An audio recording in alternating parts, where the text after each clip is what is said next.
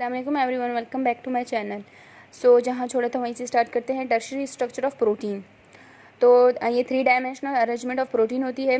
Compact structure होती है इसमें। हाइड्रोफोबिक साइड चेन जो है अंदर की तरफ पड़े होंगे इसमें, और हाइड्रोफोबिक जो है सरफेस पे पड़े होंगे प्रोटीन के। बॉन्ड्स इसमें कौन कौन से? हाइड्रोजन है, डाइसल्फाइड है, आयनिक इंट्रैक्शन होगा, hydrophobic interaction, van der Waals forces, ये सारे प्रेजेंट होंगे हमारे टर्शियरी स्ट्रक्चर में। और इसमें एक वर्ड है डोमेन। ये basic unit of protein structure होता है।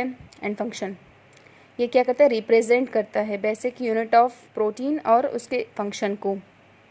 जो पॉलीपेप्टाइड होता है 200 अमाइनो एसिड जिसमें प्रेजेंट होंगे, उसमें 2 या मोर डोमेन्स होते हैं। ये जैसे एक पॉइंट था एडिशनल, तो मैंने इसमें डाल दिया। उसके बाद हम डिस्कस करते हैं क्वाटर्नरी स्ट्रक्चर ऑफ प्रोटीन। इसमें क्या होता है? मेजॉरिटी ऑफ प्रोटीन क्या होते हैं? सिंगल पॉलीपेप्टाइड चेन से बने होते हैं, तो उन्हें हम बोलेंगे मोनोमर्स। जो है बहुत सारे 2 और मोर से बने होंगे पॉलीपेप्टाइड से चेन से, तो हम उसे बोलेंगे ओलिगोमर्स। सो ये डिफरेंस है इसमें बॉन्ड होंगे मोनोमेरिक यूनिट में कौन से? हाइड्रोजन बॉन्ड है, हाइड्रोफोबिक इंट्रैक्शन एंड आयोनिक। उसके अलावा एग्जाम्पल ऑफ ओलीमेरिक प्रोटीन्स लिखा हुआ है, वो हेमोग्लोबिन है, एस्पर्टेट ट्रांसकार्बोअमाइलेज है, लैक्टेडी हाइड्रोजनस, ये इसमें आएंगे ओलिगोमेरिक प्रोटीन्स में। Bond responsible for protein structure कौन कौन से हैं? कोवलेंट बॉन्ड है, पेप्टाइड और डाइसल्फाइड। डाइसल्फाइड दो सिस्टीन के दरमियान बन के सिस्टाइन प्रोड्यूस करेंगे, इससे ये उनके दरमियान होगा। और ये पेप्टाइड बॉन्ड तो हमने डिस्कस कर लिया है। हाइड्रोजन बॉन्ड भी हमने डिस्कस कर लिया है। हाइड्रोफोबिक जो बॉन्ड है वो डिस्कस नहीं किया, वो मैं बताती हूँ आपको। इलेक्ट्रोस्टैटिक बॉन्ड होता है और एक वैन डर वाल्स फोर्सेस होते हैं, ये मैं दिखाती हूँ आपको। सो ये आप देख रहे हैं, ये हमारे पास हाइड्रोफोबिक है और ये इलेक्ट्रोस्टैटिक है। इलेक्ट्रोस्टैटिक में हमारे पास बॉन्ड कैसे बनता है? नेगेटिवली चार्ज, ये देख रहे हैं नेगेटिवली चार्ज है ये वाला। नेगेटिवली चार्ज ग्रुप है किसका? एसिडिक अमाइनो एसिड का। यानी ये कार्बोऑक्साइल है एसिडिक अमाइनो एसिड का। उस पर ये जो नेगेटिवली चार्ज ग्रुप है वो हमारे पास बॉन्ड बनाएगा किसके साथ? जो ये पॉजिटिवली चार्ज ग्रुप है ये वाला बेसिक अमाइनो एसिड का, ये अमाइनो ग्रुप है, उसका पॉजिटिवली चार्ज ग्रुप बनाएगा, मतलब बॉन्ड बनाएगा इलेक्ट्रोस्टैटिक किसके साथ?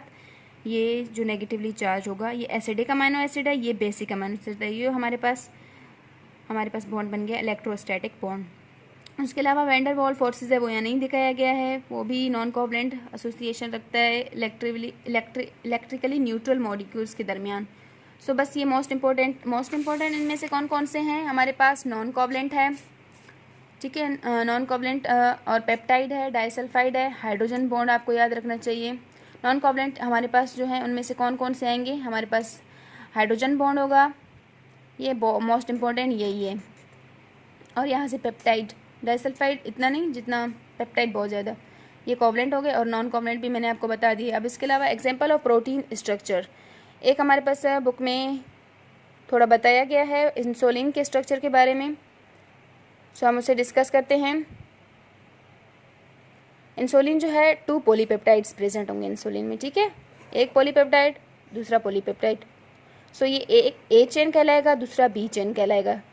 सो ए चेन में जो है हमारे पास एन टर्मिनल में ग्लाइसिन अटैच होता है, और उसके अलावा जो हमारे पास सी टर्मिनल होगा उसमें एस्परजीन अटैच होगा। ये हो गया हमारे पास एक पेप्टाइड।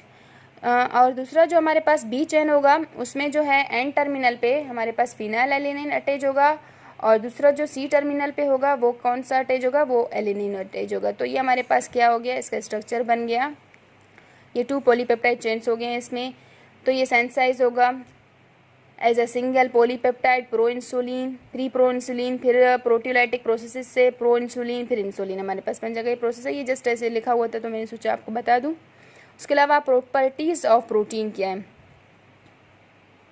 सो प्रोटीन की सॉल्युबिलिटी की बात करेंगे। ये कोलाइडल सॉल्यूशन बनाते हैं, ना कि ट्रू सॉल्यूशन। तो क्योंकि इनके साइज़ इनकी ज़्यादा होती है, तो ये क्या बनाएंगे? कोलाइडल सॉल्यूशन बनाएंगे। मॉलिक्यूलर वेट इनका ज़्यादा होता है, जैसे इंसुलिन का चेंज होता रहता है उसमें। जैसे इंसुलिन 57,000 होगा, तो मायोग्लोबिन जो है 17,000 है, हेमोग्लोबिन 64,000 समथिंग, और सीरम है एल्ब्यूमिन जो है हमारे पास उसका जो है 69,000 है। और शेप जो है, शेप भी इनका चेंज होता रहता है। ग्लोब्यूलर है, जैसे इंसुलिन है ओवल है, जिसमें एल्ब्यूमिन आएगा हमारे पास। फाइब्रस और इलोंगेटेड शेप होता है फिब्रोनोजिन का। आइसोलेटेड पेज मैंने आपको बताया है, वो प्रोटीन में भी एग्जिस्ट करता है, ज़्विटराइन वाला। और एसिडिक एंड बेसिक प्रोटीन्स भी हमारे पास होते हैं। और उसके अलावा precipitation of protein precipitation of protein की बात करेंगे अब। सो ये सारे हमारे पास हो गए, और ये बाकी जो सारे रिएक्शंस हैं वो आप लैब में, बायोकेम लैब में डिस्कस करेंगे। यहाँ पे जो डिस्कस करने वाला था वो यही था। अब अपने नेक्स्ट लेक्चर, लास्ट लेक्चर जो है इसका, हम लोग ना वो जो है बाद में पढ़ेंगे। अभी तक के लिए इतना ही काफ़ी है। अल्लाह हाफिज़। नेक्स्ट लेक्चर में